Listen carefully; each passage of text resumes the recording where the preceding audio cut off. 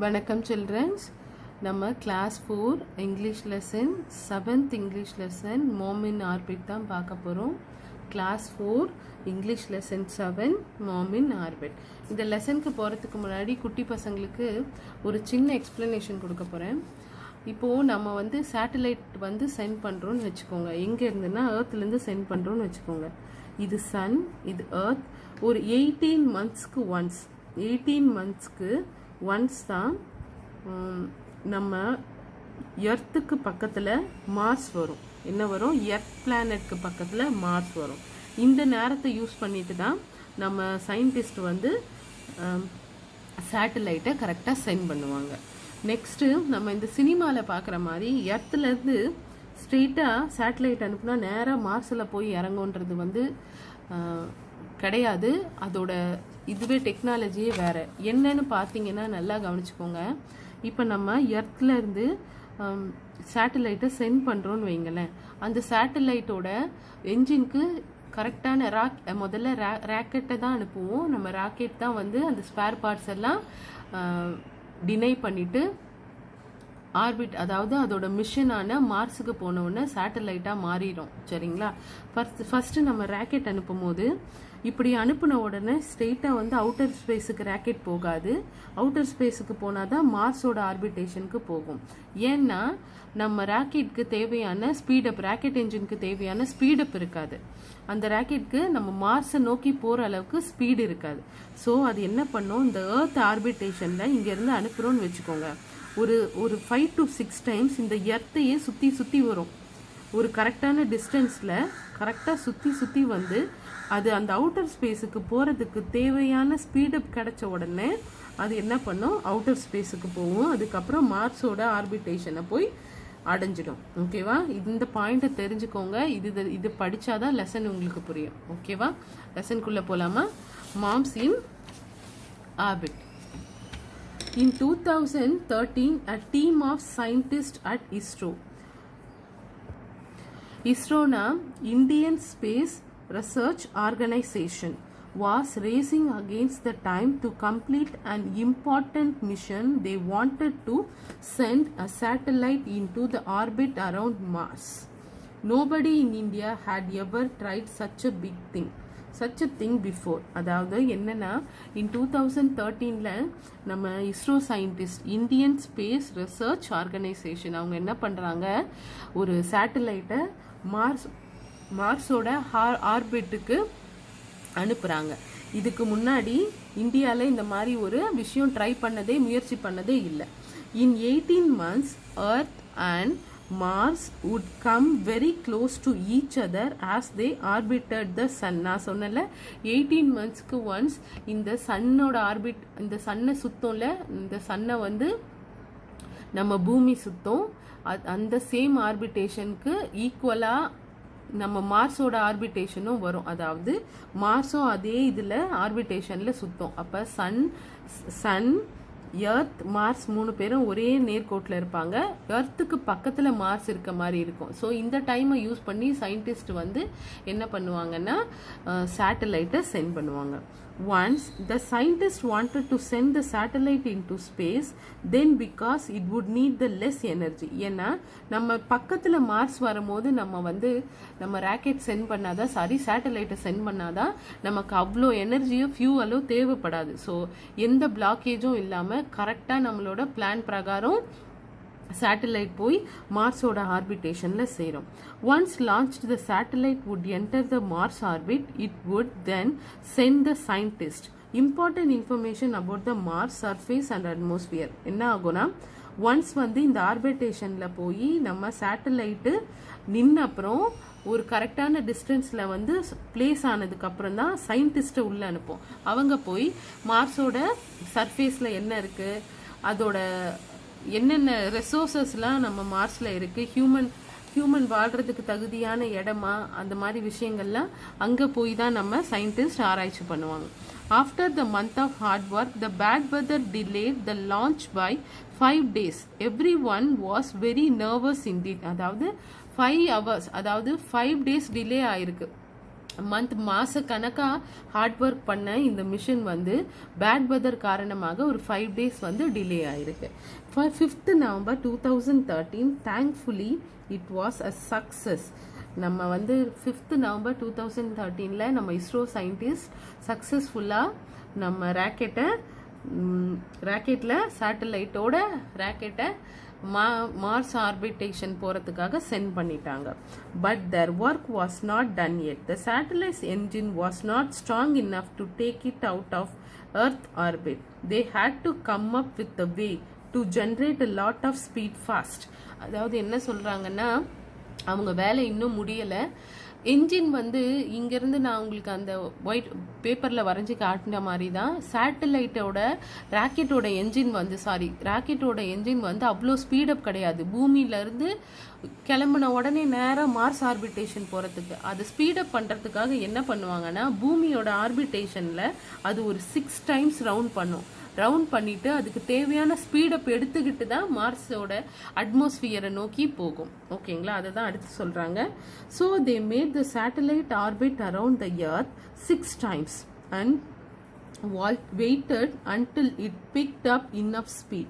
Then they fired the engines to thrust the satellite out of earth orbit. அதாவது இந்த மாதிரி பூமியை சுத்தி ஒரு 6 times ரவுண்ட் பண்ணதுக்கு அப்புறம் அதோட ஸ்பீடப் அதுக்கு தெரியும். இப்போ கரெக்டா இருக்கு நம்ம ஸ்பீடப்னு தெரிஞ்ச அப்புறம் நம்ம இங்க இருந்து சயின்டிஸ்டுக்கும் அது தெரிஞ்ச அப்புறம் அவங்க என்ன பண்ணுவாங்க, அந்த ஆர்பிட்டேஷன்ல இருந்து ரிலீஸ் பண்ணி அட்மாஸ்பியருக்கு ராக்கெட்டை அனுப்புவாங்க. The technique they used is a lot like when you tie a ball to a piece of string and rotate it over your head until it builds the enough energy to fly out of your head with great speed. அங்கே பாருங்க, இப்படி ஒரு சின்ன அழுத்தமான பாலை, அதாவது கொஞ்சம் வெயிட்டான பாலை வந்து ஒரு நூலில் கட்டி நம்ம இப்படி சுற்றிட்டே இருந்தோம்னு வையேன். இப்படி சுற்றிக்கிட்டு இருக்கும் போது அது ஒரு ஸ்டேஜில் ஸ்பீடாக நம்ம கையை விட்டு போகும்போது எங்கேயோ போய் பட்டுன்னு அடிக்கும். அதே மாதிரி தான் அந்த நம்ம பூமியை சுற்றிக்கிட்டு இருக்க ராக்கெட்டும் ஒரு ஸ்பீடப் எடுத்துட்டு அட்மாஸ்பியருக்கு போகும். அதுக்கு பிக்சர் கொடுத்துருக்காங்க ரெஃபரன்ஸ்க்கு. The next obstacle the scientist faced was getting the satellites into Mars orbit. அவங்களுக்கு இன்னொரு பிரச்சனையும் இருக்கு. If the satellite was too slow, it would crash into Mars. And if it was too fast, it would miss the planet's orbit and drift off into space.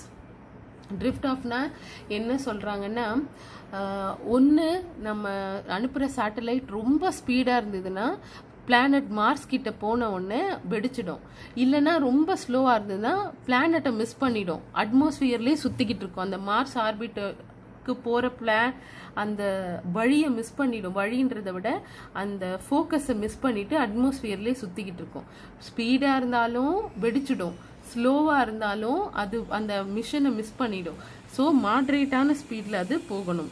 It was as if they had to hit a target from the thousands of miles away. இது வந்து thousands of miles travel பண்ணாதான் நம்ம மார்ஸை போய் அடைய முடியும். ஓகேவா? The moment of truth had finally arrived.